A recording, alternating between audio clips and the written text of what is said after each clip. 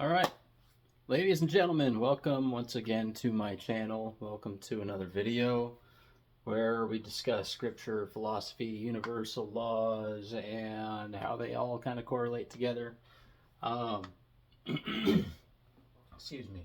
So today's topic is going to be a few different scriptures coupled with symbolism, right? John 10:30, John 8:37, and scripture that pops up in Matthew 4:17 and Matthew 10:7. These are all Christ speaking. So without further ado, let's go with another one. All right, let's just get started. Another one that a lot of people like to point to try and say that Jesus is God is John 10:30. I and my Father are one.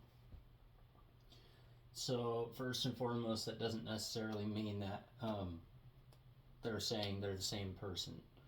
Okay, maybe of the same personality type, sure, because being selfless is a personality type. But I digress.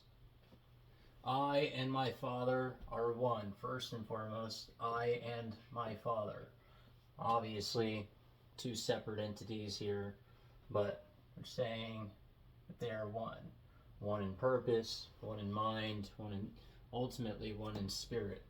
But that's just it. Love begets truth, which then begets freedom. And that rolls into John 8:37, and ye shall know the truth, and the truth shall make you free. So, first and foremost, love begets truth. Okay? And knowing the truth is what leads to freedom, which then leads back to more love, which leads to more truth, which leads to more freedom. Now, on the flip side of that coin, or in its opposition, lies, quote, the unholy trinity of hatred, lies, and slavery. Okay, opposite of truth is lies, opposite of freedom is slavery, opposite of love is hatred, but ultimately lies are simply a relative truth. Slavery still requires a free people, otherwise who are you enslaved to? And hatred ultimately comes down to some form of selfish love or love of something else other than what is considered holy, righteous, upright, correct, whatever you want to term it. Okay?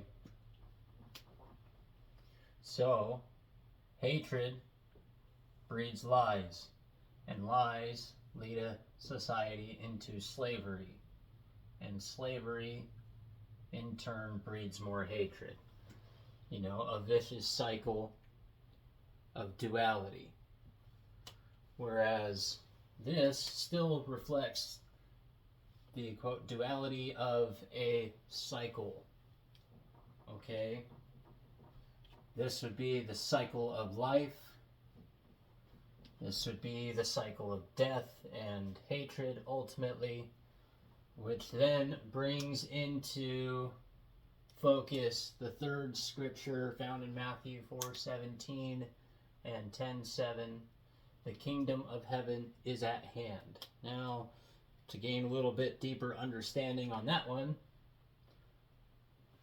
I had to kind of look at the Greek, okay, for this right here, is at hand. So that is covered right here. Is at hand is covered by the Greek word, or it comes from the Greek word engizo, which is translated to bring near or to join one to another. And that joining is ultimately a bond. That bond is a marriage, an expression of unity, which then comes back into one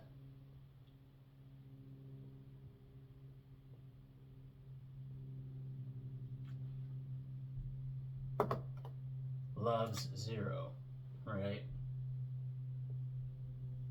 Or coming full circle back around to Matthew 5:44, love your enemies,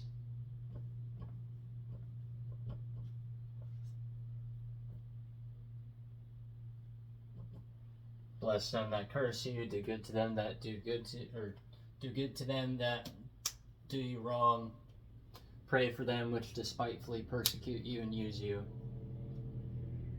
Okay, because again, the unity between these two is what creates that Star of David, or the Seal of Solomon, or otherwise known as the Seal of Solomon, the all-seeing eye.